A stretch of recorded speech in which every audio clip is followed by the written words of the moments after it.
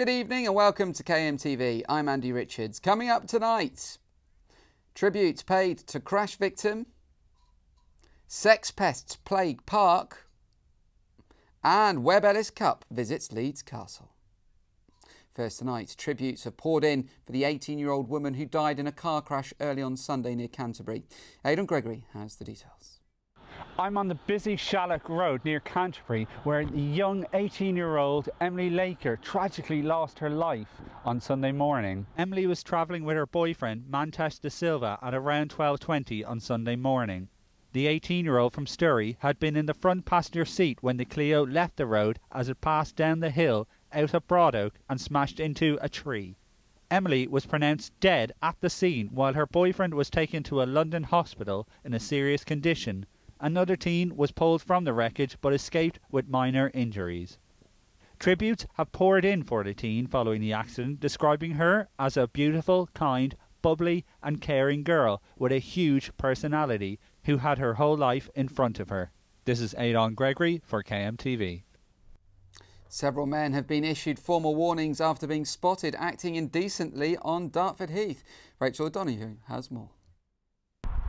This picturesque park that is popular with families and dog walkers has been the scene of a number of reports of lewd and antisocial behaviour. Dartford's community safety team has been forced to issue formal warnings to several households with vehicles that were spotted in the area at the time. But do residents here think that's enough?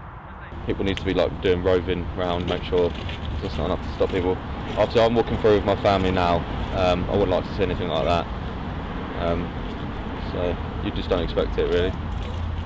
A spokesman for Dartford Council has said that while the local authority is committed to stamping out this type of behaviour, it's found the best way of doing this is by warning people they could face a fine, a community protection notice, or even court.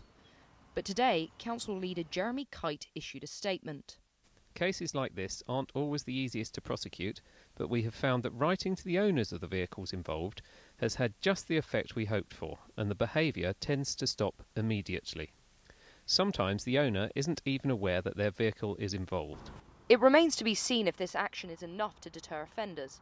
But if it isn't, it looks as though families will steer clear of the recreation area altogether. The brother of a double murderer raped a student in her bed and then issued a blood-curdling threat to her flatmates, warning them to Google me, see what I'm capable of. Floyd Clifton was found guilty of attacking the 22-year-old after tagging along with her friends on a night out in Canterbury and then raped her while she slept back at her flat. Clifton has a record dating back to 2000 for crimes including burglaries, robbery, witness intimidation, threats to kill and kidnapping. He admitted to the jury that he wanted the students to see stories of his brother Brett, who's serving time for a double murder in Faversham 9 years ago, to prove who he was. Now, the Rugby World Cup trophy has been visiting Kent today as England prepares to host the tournament. The Webb Ellis Trophy's first stop was Leeds Castle, as Kieran Kaur reports. Yes, here it is, rugby's most prestigious prize, sat in front of one of Kent's most scenic sites. Dozens of families have been queuing up today, eager to catch a glimpse of it, with many keen to get a selfie with it too.